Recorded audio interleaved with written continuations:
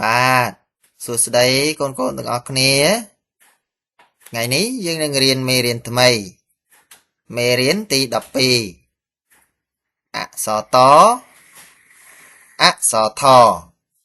បាទតោះយើងចាប់ផ្ដើមទាំងអស់គ្នា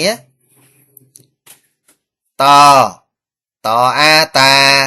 តអេតេតអេតៃតអឺតើតអឺតើតអូតូតអូតូតអ៊ូតួតអាតាតអឺទឿតអ៊ីទាថអេថេថអែថែថអៃថៃថអោថោថអោថៅថអ៊ំធំថអំធំថអាំថាំថអះថាថអោថោថអេថេថអោថោតអាតាតាតអោតោតោតអោតៅតៅថអែថែថែថអូថូថូថអេថេថេរថេថេតអាតាខអេខេតាខេដអាដើដើរដើតអ៊ូតួដើតួតអេតេតអះតាតេតាចអោចៅតអូតូដអាដើដើរដើតអេតេតអះតាចៅតូដើតេតាតអាតាថអេថេចអាំចាំចអោចៅតអូតូចអោចុះតអីដីតាថេចាំចៅតូចុះដីបាទឥឡូវយើងអានម្ដងទៀតដោយមិនប្រកបតតាតេតៃតើតើតូតូតួតាទឿទាថេថែថៃថោថៅធំធំថាំថាថោថេថោតាតោតៅថែថោថេតាខេដើតួតេតាចៅតូដើតេតាតាថេចាំចៅតូចុះដីតាខេថោតោតៅបាទឥឡូវនេះកូនអានម្ដងទៀតកូនលើកយកនៅសៀវភៅសិក្សាគោលរបស់កូនបើកនៅមេរៀនទី12ហើយអានតាមលោកគ្រូបាទចាប់ផ្ដើមតតាតេតៃតើតើ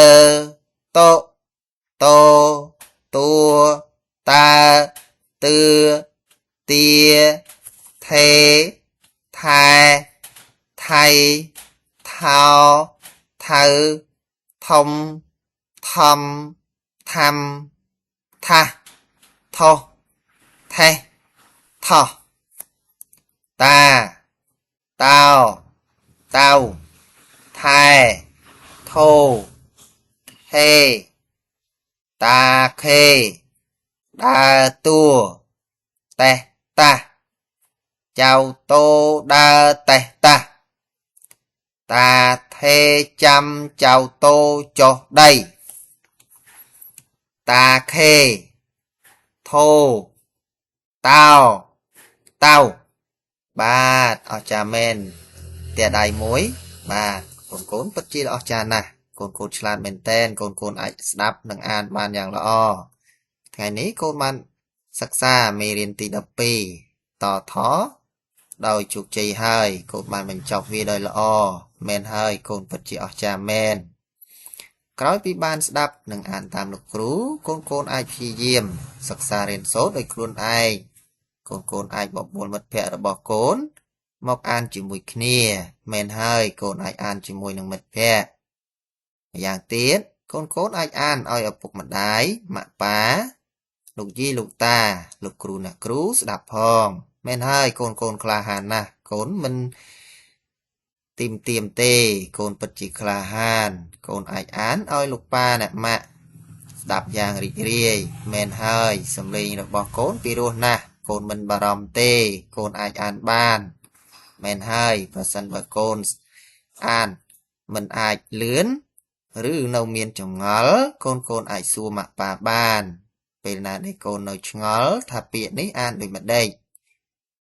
អក្សរនេះអានដូចម្ដេចកូនត្រូវសួរម៉ាក់ប៉ាមែនហើយកូនឆ្លាតណាស់កូនក្លាហានកូនអាចហ៊ានសួរម៉ាក់ប៉ាមិត្តភ័ក្តិមែនហើយ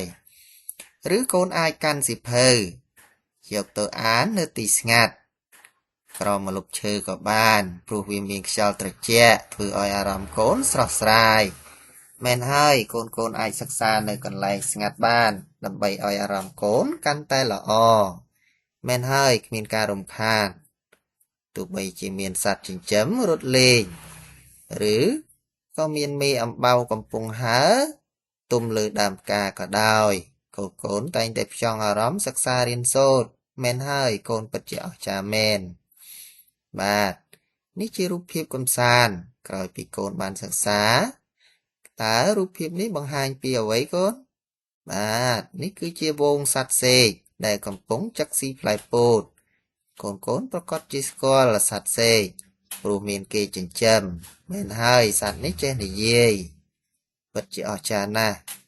គេចូលចិត្តចិញ្ចឹមវាព្រោះវាមានសំឡេងពីរោះមែនហើយសំឡេងសត្វសេកដូចជាសំឡេងដែលកូនកំពុងអានអក្សរដូច្នោះដែរម៉ាក់ប៉ាចូលចិត្តស្ដាប់ការអានអក្សររបស់កូនណាស់កូនត្រូវចាំថាកូនគឺជាអ្នកចម្រៀងដ៏ពូកែម្នាក់ដែលច្រៀងឲ្យម៉ាក់ប៉ាមានអារម្មណ៍រំភើបរីករាយមែនហើយបាទឥឡូវនេះក្រោយពីកូនបានសិក្សាចប់លោកគ្រូសូមសួរថាតើអក្សរតជាព្យញ្ជនៈទីប៉ុន្មាន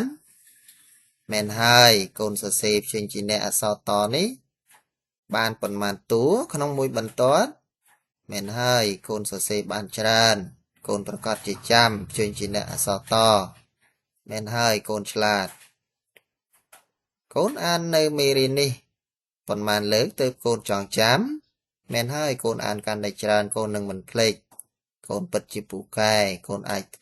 ធ្វើឲ្យការចងចាំរបស់កូនកាន់តែប្រសើរដោយការអានដដែលជាដដែលកូនអានរឿយកូនអានញឹកញាប់កូនមិនឈប់អានទេព្រោះតែកូនពូកែទើបកូនអានលឺមែនហើយម៉ាក់ប៉ាសប្បាយចិត្តណាស់កូនដឹងទេនៅពេលឃើញកូនអានលឺដូច្នោះ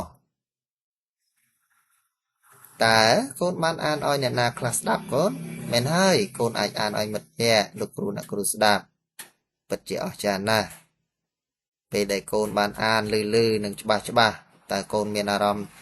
យ៉ាងម៉េចវិញកូនមែនហើយកូនប្រកាសជាមានអារម្មណ៍ស្រស់ស្រាយសប្បាយចិត្តរីករាយរំភើបព្រោះការអានលឺច្បាស់ធ្វើឲ្យកូនឆាប់ចងចាំកូនចិត្តពិតជាពូកែកូនឆ្លាតក្លាហានរឹងមាំមែនហើយ